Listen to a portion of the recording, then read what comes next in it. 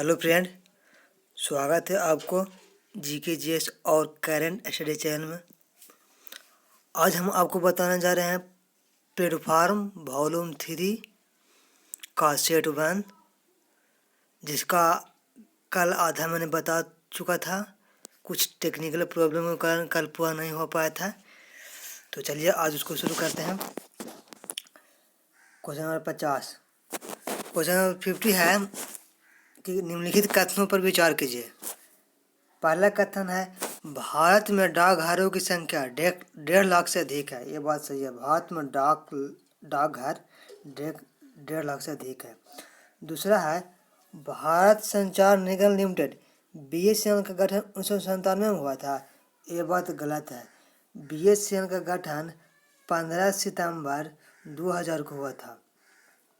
अगला क्वेश्चन है अगला कथन है तीसरा, भारतीय दूरसंचार विनियामक प्राधिकरण ट्राई का गठन वर्ष 2000 में हुआ था। ये भी बहुत गलत है।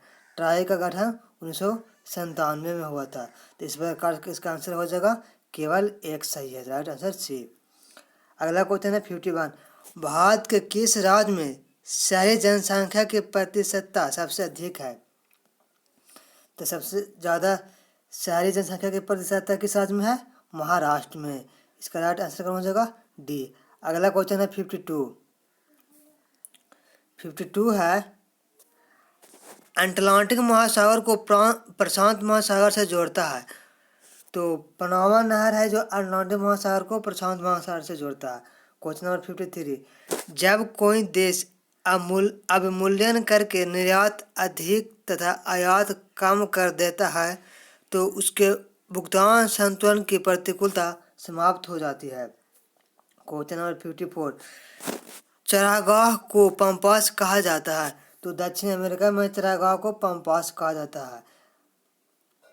अगला क्वेश्चन है 55 है जीवन के भौतिक गुणवत्ता सूचकांक के संबंध में निम्नलिखित कथनों पर विचार कीजिए। पहला कथन है जीवन के भौतिक गुणवत्ता सूचकांक का प्रतिपादन सर्वप्रथम जॉन टिनवर्जन ने वर्ष 1976 में किया था। यह बात सही है। इस सूचकांक के अंतर्गत 3 घटक होते हैं: जन्म के समय, जीवन प्रत्याशा, मातृ मृत्यु दर तथा साक्षरता। ये भी बात सही है। इस सूचकांक को वैज्ञानिक रूप से विकसित करने का श्रेय मॉरिस को जाता है। तो ये बात गलत है। तो इसका राइट आंसर कौन हो जाएगा? इसका राइट आंसर हो जाएगा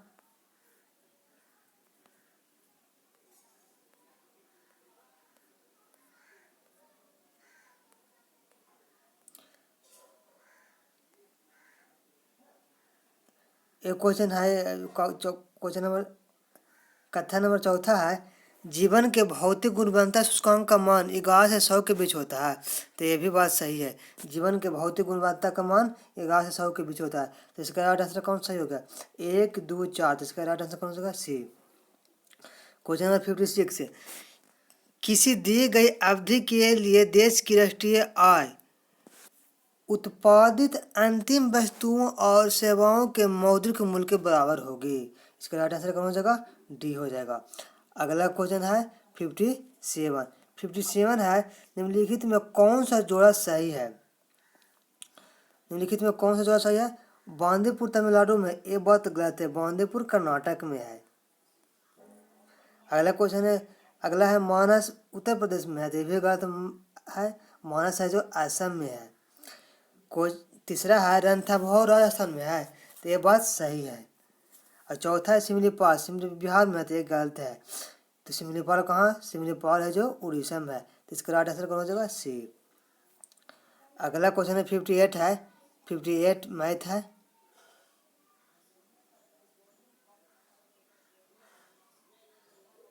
मैथ आप लोग बना लीजिएगा। चलते हैं 59 में। 59 है कंप्यूटर हार्डवेयर जो सिलिकॉन से बनता है आंकड़ों को बहुत अधिक मात्रा में भंडार में रख सकता है, क्या कहलाता है? तो इसको चिप कहते हैं। जो आंकड़ा को संगठन करता है उसे चिप कहते हैं, जो सिलिकॉन का बना होता है। क्वेश्चन नंबर 60, एडस का विषाणु इनमें से किसकी वृद्धि को प्रभावित करता है?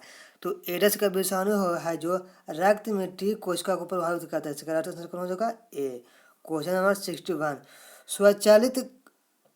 स्वचालित गाड़ियों में लगे हुए ब्रेक में किस प्रकार की व्यवस्था होती है? तो स्वचालित गाड़ियों में जो ब्रेक लगा होता है वो हाइड्रोलिक व्यवस्था होता है।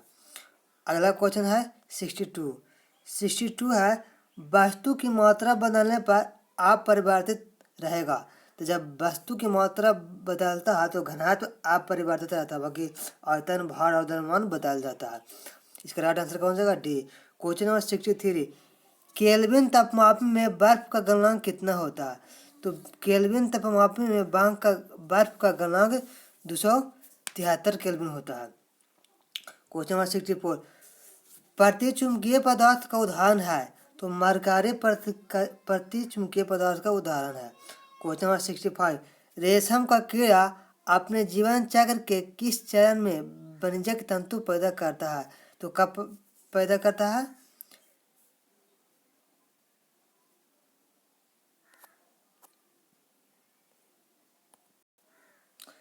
तो कोशित होता है तब पैदा करता है, माने प्यूपा के समय। अगला क्वेश्चन है 66 है, निम्नलिखित में वह लॉन कौन से है जो भारत की अंतर्राष्ट्रीय सीमा के किसी भी भाग को सीमांकित नहीं करती है? तो सार्गिक है जो भारत के किसी भी भाग को सीमांकित नहीं करती है, यह गुजरात में है। बाकी रेड क्लिफ लाइन भारत और पाकिस्तान को सीमांकित करती है। मैकमोहन भारत और चीन को सीमांकित करती है। और डुरैंट लाइन जो अफगानिस्तान और पाकिस्तान एवं भारत को चिन्हित करती है। अगला क्वेश्चन है 67 है,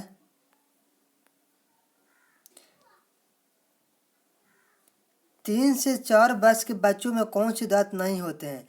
तो 3 से 4 वर्ष के बच्चों में चर्वनाक नहीं होते हैं। इसका राइट आंसर कौन सा? डी। क्वेश्चन नंबर 68, जीवाणु जो दलहनी पौधों की जड़ में निवास करते हैं कौन सा है? राइजोबियम जीवाणु है। क्वेश्चन नंबर 69, 1857 की क्रांति के दौरान बिहार में क्रांतिकारियों का नेता कौन थे? तो कौन थे? बहु कुंवर सिंह। क्वेश्चन नंबर 70, बिरसा को सोते हुए पकड़ा गया था। तो बिरसा को 3 मार्च 1900 को सोते हुए पकड़ा गया था। अगला क्वेश्चन है 71 है, मोहम्मद गौरी ने जयचंद को किस युद्ध में पराजित किया था? तो मोहम्मद गौरी ने जयचंद को चंदावर का युद्ध 1194 में पराजित किया था। अगला क्वेश्चन है 72, मुझे विश्वास है कि कांग्रेस अपने विनाश की तरफ जा रही है और मेरी बड़ी इच्छा भारत में रहते होगी कि इसके शांति प्रिय निर्धन के लिए इसका सहायक बनूं। यह कथन किसका है? तो यह कथन लॉर्ड कार्जन के था।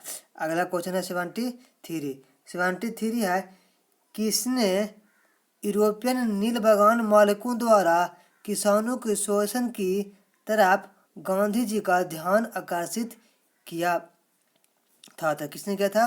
राजकुमार शुक्ल ने। एक कब किया था? 1936 के लखनऊ अधिवेशन।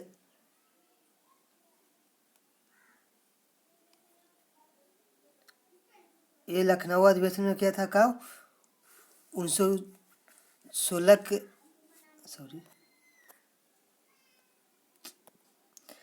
ये 1916 के लखनऊ अधिवेशन में किया था। अगला क्वेश्चन है 74 है, 1936 में लखनऊ में अखिल भारत। अगला क्वेश्चन है अगला क्वेश्चन है 74, 1936 में लखनऊ में अखिल भारतीय किसान सभा का प्रथम अध्यक्ष किसे चुना गया था? तो स्वामी सहजानंद सरस्वती को प्रथम अध्यक्ष अखिल भारतीय किसान सभा का चुना गया था। क्वेश्चन नंबर 75, लंदन में 13 मार्च 1940 को सर माइकल ओडायर को किसने गोली मारी थी? तो किसने मारा था? उधम सिंह ने। अगला क्वेश्चन है 76 है, 1919 में जब मॉन्टेग्यू जेम्स फूड्स अधिनियम पास हुआ था तब इंग्लैंड का प्रधानमंत्री कौन था? तो लॉर्ड लॉर्ड जॉर्ज इंग्लैंड के प्रधानमंत्री था। क्वेश्चन नंबर 77, व्याकरण ग्रंथ अष्टाध्यायी के रचनाकार कौन थे? तो अष्टाध्यायी के रचनाकार पाणिनि थे। क्वेश्चन नंबर 78, कवि कालिदास किसके राज कवि थे? तो कवि कालिदास चंद्रगुप्त विक्रमादित्य के राज कवि थे। अगला क्वेश्चन है 79 है, लोकसभा और राज्यसभा के गतिरोध की किस स्थिति में संसद की संयुक्त बैठक बुलाई जाती है? तो साधारण विधि निर्माण को पारित करने की स्थिति में संसद की संयुक्त बैठक बुलाया जाता है। इसका राइट आंसर कौन हो जाएगा? केवल एक। अगला क्वेश्चन है 80, भारतीय संसद में स्थगन प्रस्ताव लाने के क्या उद्देश्य थे? तो इसका उद्देश्य था सार्वजनिक महत्व के निश्चित आवश्यक मुद्दों पर बहस करने हेतु। इसका राइट आंसर कौन हो जाएगा? ए। अगला क्वेश्चन है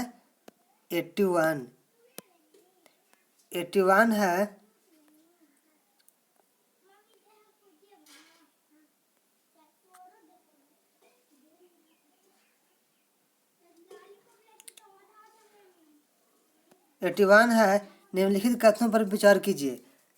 पहला कथन है, संघ राज्य क्षेत्र का राज्यसभा में प्रतिनिधित्व नहीं होता है। ये बात गलत है, होता है। निर्वाचन झगड़े का निर्णय करने का मुख्य निर्वाचन क्षेत्र में है। ये भी बात गलत है। मुख्य निर्वाचन आयुक्त के सलाह से राष्ट्रपति की सलाह पर किया जाता है।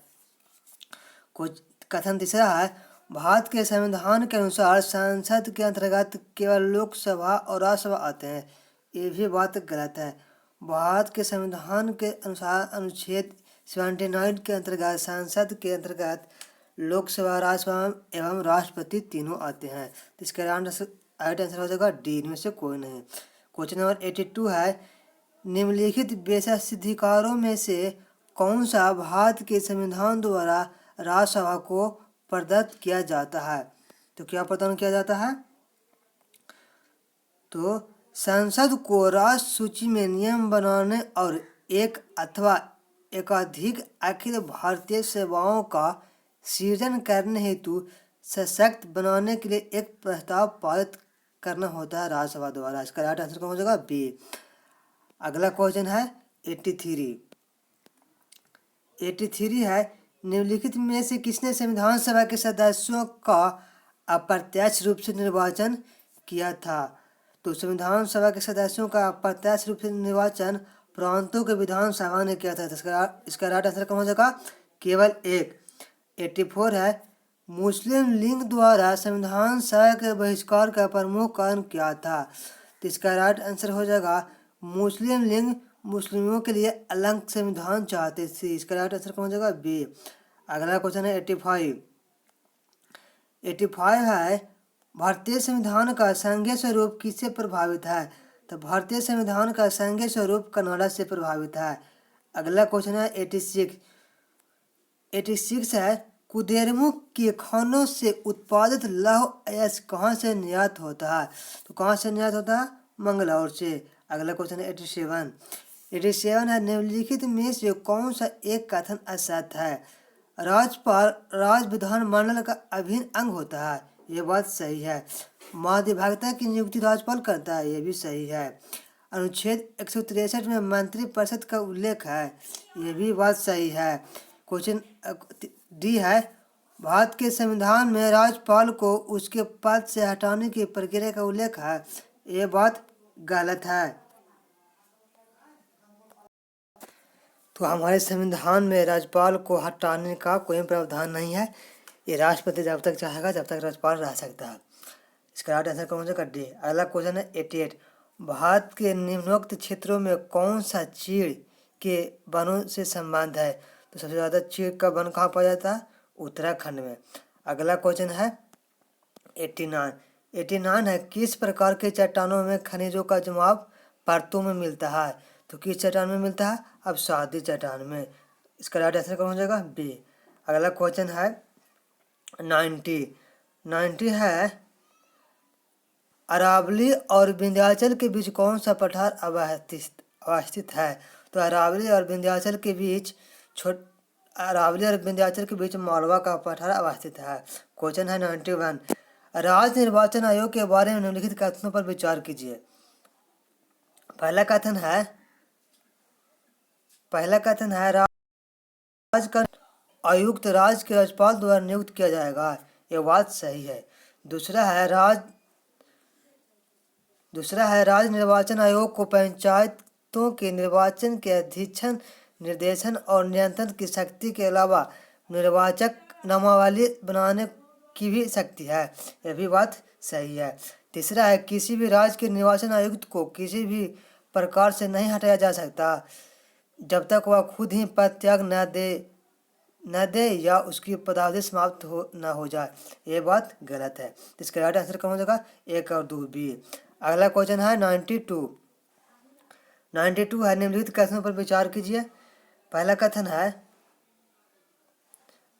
है क्रिटेशियस काल से तेथिस सागर का तल ऊपर उठाने लगा था। ये बात सही है। दूसरा है कार्बोनिफेरस काल में कोयला का निर्माण हुआ था। तो ये भी सही है। इसका राइट आंसर कौन हो जाएगा? ए और बी दोनों। क्वेश्चन नंबर 93, सोडियम धातु ठंडे जल के साथ तीव्रता से अभिक्रिया करती है। इसका राइट आंसर कौन हो जाएगा? ए। क्वेश्चन नंबर 94 है निम्न हिमालय से अलग करने वाला प्रणोद कहलाता है। तो निम्न हिमालय को उच्च हिमालय से अलग करने वाला प्रणोद मुख्य केंद्रीय प्रणोद कहलाता है। इसका राइट आंसर कौन हो जाएगा? सी। अगला क्वेश्चन है 95, भूवैज्ञानिक दृष्टि से मध्य प्रदेश भाग है। तो मध्य प्रदेश गोंडवाना लैंड का भाग है। इसका राइट आंसर कौन हो जाएगा? बी। अगला क्वेश्चन है 96, जबलपुर सैन्य निम्न से किसका भाग है? तो जबलपुर सैन्य किसका भाग है? विंध्यन क्रम का। अगला क्वेश्चन है 97 है निम्न कथनों पर विचार कीजिए। पहला कथन है ढक्कन ट्रेप में विशाल चट्टान मिलती है। ये बात सही है। ढक्कन में विशाल चट्टान मिलती है। दूसरा है शिलांग श्रेणी मेघालय में है। ये भी बात सही है। तो इसका राइट आंसर कौन हो जाएगा? सी। क्वेश्चन 98, निम्न कला क्रम के अनुसार व्यवस्थित करें। इसका तो राइट आंसर कौन हो जाएगा? पहला हो जाएगा क्रैम्बियन, फिर हो जाएगा ट्रिएसिक, फिर हो जाएगा प्लेस्टोसीन, फिर हीरोसीन। इसका राइट आंसर कौन हो जाएगा? सी। अगला क्वेश्चन है